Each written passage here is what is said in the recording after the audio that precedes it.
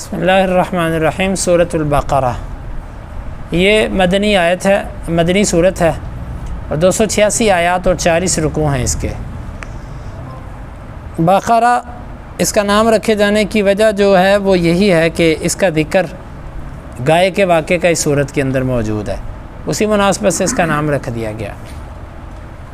اس کے فضائل تفسیر کی کتابوں میں موجود ہیں۔ بسم اللہ الرحمن الرحیم۔ الف لام میم، ان کو کہا جاتا ہے حروف مقطعات۔ مقطع اس کا معنی ہوتا ہے کاٹی ہوئی چیز، اسم مفعول کا صیغہ ہے، اور مقطعات یعنی کاٹ کاٹ کر پڑھے جانے والے۔ عام طور پر جب حرفوں کو ملا کر لکھا جاتا ہے نا تو ان کو کاٹ کے نہیں پڑھا جاتا، ان کو اکٹھا پڑھا جاتا ہے، لیکن ان کو اکٹھا لکھنے کے باوجود کاٹ کاٹ کے پڑھا جاتا ہے۔ مثلا اس کو یوں نہیں پڑھیں گے علم، بلکہ اس کو پڑھیں گے الف لام میم۔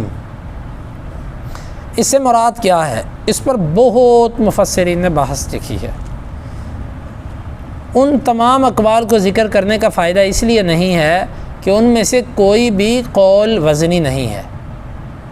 اس میں درست بات یہ ہے کہ یہ حروف مقطعات بھی حروف ان آیات مشتبہات میں شامل ہیں۔ مشتبہ سے مراد وہ چیزیں ہیں کہ جن کی مراد اللہ تعالیٰ ہی جانتا ہے، کیونکہ مشتبہ کی کئی قسمیں ہیں۔ ان کی قسموں میں سے ایک قسم وہ ہے کہ جس کا معنی بھی کسی کو نہیں پتہ، نہ اس کی مراد کا کسی کو پتہ ہے۔ ہاں، بعض مفسرین نے اپنے استقراء اور تتبع کے ساتھ یہ بات کہی ہے کہ جہاں پر حروف مقطعات آتے ہیں اس کے بعد اکثر قرآن مجید کا ذکر ہوتا ہے، جس طرح کہ شیخ الاسلام ابن تیمیہ رحمہ اللہ نے ایسی بات لکھی ہے۔ لیکن یہ بھی ایک ان کا استقراء ہے، اس سے یہ تھوڑی ثابت ہوتا ہے کہ یہ اللہ اور اس کے رسول کی کہی ہوئی بات ہے۔ تو درست بات یہ ہے کہ اس کے بارے میں اہل علم یہ کہتے ہیں کہ واللہ اعلم بمرادہ، اللہ تعالیٰ ہی اس کی مراد کو جانتا ہے، لہٰذا اس کی مراد کسی کو نہیں پتہ۔ بعض نے یہ حکمت لکھی ہے کہ معنی تو نہیں ہے اس کا معلوم، لیکن حکمت اس کی انہوں نے یہ لکھی ہے کہ اس میں عربوں کو چیلنج کرنا مقصد تھا کہ بھئی یہ وہی حروف ہیں جو تم اپنی روزمرہ زندگی میں استعمال کرتے ہو، اور یہ کلام انہی حرفوں سے مل کر بنی ہے، تو تم ایسی کلام کوئی بنا کر تو دکھاؤ۔ یہاں بعض نے کہا ہے کہ یہ مخاطب کو متوجہ کرنے کے لیے اور اس کی غفلت کو دور کرنے کے لیے یہ انداز اختیار کیا گیا۔ جس طرح آپ کسی مجلس کے اندر جا کر کہیں الف با تا تھا، سارے لوگ کہیں گے یہ کہ الف با سنانا شروع کر دی اس نے، پھر اس کے بعد اچانک آپ بات کرتے ہیں، تو یہ پہلے عرب کا اسلوب نہیں تھا اس طریقے سے بات۔ اچانک جب اس طریقے سے بات ہوئی الف لام میم، تو یہ کیا الف لام میم؟ اس کے بعد پھر یعنی کہ یہ توجہ حاصل کرنے کے لیے، اپنی طرف متوجہ کرنے کے لیے، یہ بعض مفسرین نے اس کی حکمتیں لکھی ہیں۔ یہ علماء کی باتیں ہیں جو درست بھی ہو سکتی ہیں اور اس میں غلطی کا امکان بھی ہے۔ بہرحال اس کا معنی یہ بنا کہ اللہ ہی اس کی مراد کو جانتا ہے۔ ذالک الکتاب لا ریب فیہ ھدی للمتقین۔ ذالک الکتاب، یہ کتاب، لا ریب فیہ، کسی قسم کا شک نہیں ہے اس میں، ھدی للمتقین، ہدایت ہے بچنے والوں کے لیے۔ ذالک، یہ ذالک کا اسم اشارہ ہے اور یہ بعید کے لیے استعمال ہوتا ہے۔ اس کا لفظی معنی تو بنتا ہے کہ وہ، کیونکہ یہ کے لیے تو ھذا استعمال ہوتا ہے، یا مؤنث کے لیے تل کا استعمال ہوتا ہے، تو وہ دور کا اشارہ استعمال کیا گیا۔ وہ کیوں؟ اہل بلاغت کا یہ طریقہ ہے کہ جب وہ کسی قریبی چیز کے بلند رتبے کی طرف اشارہ کرنا چاہیں تو وہ اس کے لیے دور کا اسم اشارہ لے کر آتے ہیں کہ یہ جی اہل بلاغت، علم بلاغت کے اندر یہ بات لکھی ہے کہ جب کبھی کبھار کسی کے بلند رتبے کی طرف اشارہ کرنے کے لیے، اس کے رتبے کی دوری بیان کرنے کے لیے دور کا اسم اشارہ لایا جاتا ہے۔ اس سے مقصد یہ نہیں ہوتا کہ یہ چیز ہمارے سے دور ہے، مقصد یہ ہوتا ہے کہ چیز قریب ہے لیکن اس کا رتبہ اور اس کا مقام بڑی دور کا ہے، بہت دور تک اس کا مقام پہنچا ہوا ہے۔ تو ذالک کہنے میں قرآن مجید کے بلند رتبے کی طرف اشارہ ہے۔ ذالک یہ الکتاب کتاب ہے، کتاب یہ مصدر ہے جو مکتوب کے معنی میں ہے، لکھی ہوئی چیز کو کتاب کہتے ہیں۔ اس کتاب سے مراد قرآن مجید ہے۔ الف لام اس کو کہتے ہیں الف لام کمال کا۔ بعض دفعہ الف لام کسی چیز کے شروع میں لایا جاتا، مقصد یہ ہوتا ہے کہ یہ بتایا جائے کہ جس چیز پر یہ الف لام آیا ہے، اس الف لام نے اس کے اندر کمال پیدا کر دی، یعنی ذالک الکتاب یہ کامل کتاب۔ اس کے علاوہ جتنی کتابیں ہیں وہ کوئی کامل نہیں ہے، اس میں غلطی کا امکان موجود ہے۔ ذالک الکتاب یہ کامل کتاب، لا ریب کسی قسم کا شک نہیں ہے۔ ریب عربی زبان کا ایسا لفظ ہے کہ جس کا معنی اردو زبان کے اندر ہمارے پاس نہیں ہے، کیونکہ شک ہم اس کا عام طور پر معنی کرتے ہیں لا ریبہ، کوئی شک نہیں ہے، حالانکہ شک بھی عربی کا لفظ ہے، اور شک ایک الگ چیز ہے، ریب ایک الگ چیز ہے۔ ریب کسے کہتے ہیں؟ ریب کہتے ہیں وہ شروع کے اندر معمولی سا خلجان اور وسوسہ جو بعد میں پنپ کر بڑا ہو کر پھل پھول کر شک بنتا ہے، اسے ریب کہتے ہیں۔ یعنی کہ اللہ نے یہ نہیں کہا لا شک فیہ، اس میں شک نہیں ہے، کیونکہ شک تو بڑی دور کی بات ہے، فرمایا لا ریب، جو چیز شک کی بنیاد بنتی ہے، جس کے بعد انسان کو شک پیدا ہوتا ہے، اس قرآن کے اندر وہ ریب بھی نہیں ہے۔ لا ریب عام طور پر اس کا معنی یہی کیا جاتا ہے کسی قسم کا شک نہیں ہے، فیہ اس میں کس اعتبار سے شک نہیں ہے؟ اللہ تعالیٰ کی طرف سے نازل ہونے میں، اللہ کی طرف سے نازل ہونے میں اور اس کتاب کے سچا ہونے میں کسی قسم کا شک نہیں ہے۔ یہاں پر بعض اہل علم یہ اعتراض کرتے ہیں کہ قرآن کے اندر تو شک کئی لوگوں نے کیا، تو قرآن کہتا ہے اس میں شک نہیں ہے، تو یہ اعتراض اس کے اوپر بنتا ہی نہیں ہے۔ اس کی وجہ یہ ہے کہ قرآن نے یہ تھوڑی کہا کہ اس کے اوپر کوئی شک کر نہیں سکتا۔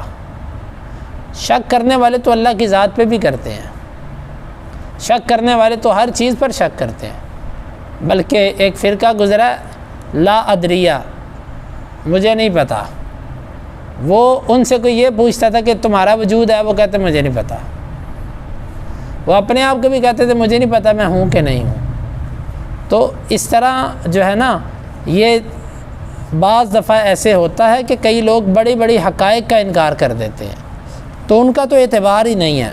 یہاں پر اللہ تعالیٰ فرما رہا ہے کہ لا ریب، اس میں شک نہیں ہے۔ ہاں اگر کسی کو شک خود پیدا ہو رہا ہے تو یہ اس کے نفس کی خرابی ہے، اس کی اپنی بیماری ہے۔ آنکھیں اگر ہو بند تو دن بھی رات ہے، اس میں قصور کیا ہے بھلا آفتاب کا؟ اگر کسی کو اپنی تعصب کی وجہ سے اس میں شک نظر آ رہا ہے تو اس میں قرآن میں کسی قسم کی کمی نہیں ہے۔ لا ریب فی، اس میں کسی قسم کا شک نہیں۔ یہ آپ فی ہی کو دیکھیں، اس کے 3 نقطے اس کے شروع میں لگے ہیں اور 3 نقطے اس کے بعد، اس کو کہتے ہیں معانقہ۔ معانقہ کا مطلب ہوتا ہے کہ یہ کلمہ پیچھے کے ساتھ جوڑیں تو بھی معنی ٹھیک بنے گا، اور اس کو آگے کے ساتھ جوڑیں گے تو بھی معنی ٹھیک بنے گا۔ البتہ اس میں سے کسی ایک جگہ پر آپ کو وقف کرنا پڑے گا، یا لا ریبہ پہ کر لیں یا لا ریبہ فیہ پہ پڑھیں، ملا کر پڑھنا درست نہیں ہے۔ لا ریبہ فیہ ھدی للمتقین، اب دونوں طرح میں معنی کر کے دیتا ہوں۔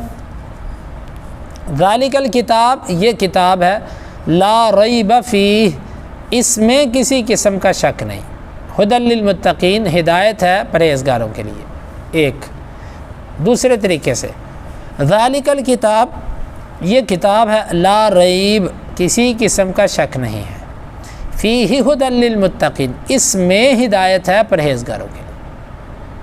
تو جس طرح بھی اس کا معنی کیا جائے وہ ٹھیک ہے۔ ہدن ہدایت ہے، ہدایت کا معنی ہم نے پچھلے درس میں بیان کر دیا، نرمی کے ساتھ شفقت کے ساتھ کسی کو رستہ دکھانا، یہ ہدایت ہوتا ہے۔ اور ہدایت کی 2 قسمیں ہوتی ہیں، ایک ہوتی ہے صرف رستہ دکھانا، اور ایک ہوتی ہے بازو سے پکڑ کے منزل مقصود پر بھی پہنچا دینا۔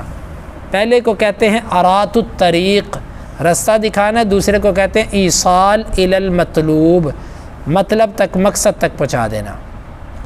یہ جی پہلے کو کہتے ہیں آرات الطریق،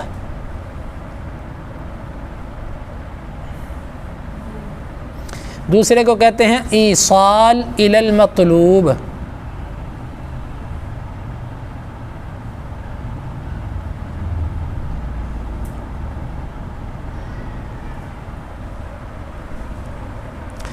ھدی للمتقین، یہ ہدایت ہے پرہیزگاروں کے لیے۔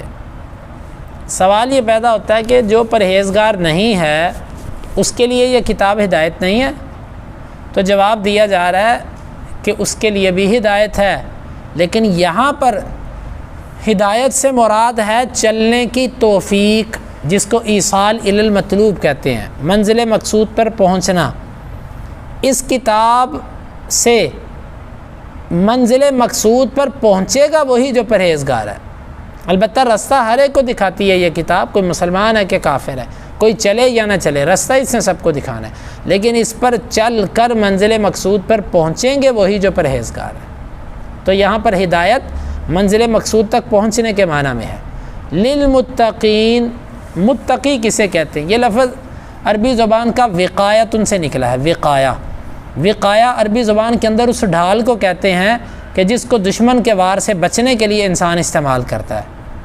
تو متقی کو متقی بھی اس لیے کہتے ہیں کہ وہ اپنے عمل کی وجہ سے، اپنے اللہ کی عبادت کرنے کی وجہ سے اپنے ارد گرد ایک ایسی ڈھال بنا لیتا ہے کہ جس سے وہ اللہ کی نافرمانیوں سے بچ جاتا ہے۔ شیطان اس پر وار کرتا ہے اللہ کی نافرمانیوں کے لیے، لیکن اس کے پاس ایک مضبوط عمل کی ڈھال ہوتی ہے، اس کی وجہ سے وہ بچ جاتا ہے۔ اسی مناسبت سے اس کو متقین کہا جاتا ہے، پرہیزگاروں کے لیے، بچنے والوں کے لیے۔ یعنی جو دیکھیں نا، ہر چیز کے لیے کوئی نہ کوئی شرائط ہوتی ہیں۔ اس کتاب سے فائدہ اٹھانے کے لیے تقوی شرط ہے۔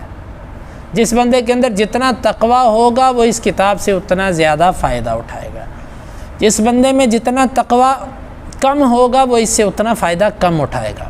بعض لوگ کہتے ہیں کہ جی ہم تو پڑھتے ہیں، ہمارے اوپر اتنا اثر نہیں کرتی کتاب۔ اصل میں کتاب کی تو اس میں کوئی کمی نہیں ہے، کتاب تو اللہ کی ہے، لیکن اصل کمی اس کے اندر کیا ہے؟ تقوی کی کمی ہے۔ تو جو ہمارے اوپر قرآن اثر نہیں کرتا، ہمارا قرآن سے محبت نہیں پیدا ہوتی، اس میں قرآن کا کوئی قصور نہیں ہے، یہ تقوی کی کمی ہے۔ جس کے پاس جتنا تقوی زیادہ اس کے لیے اتنی ہدایت زیادہ۔ تو گویا کہ یہ شرط بھی بتا دی اور یہ بھی بتا دیا کہ یہ جتنی مقدار زیادہ کرو گے اتنی ہدایت زیادہ پاؤ گے۔ یہاں پر ہم اپنے سبق کو مکمل کرتے ہیں، کل انشاءاللہ مزید پڑھیں گے۔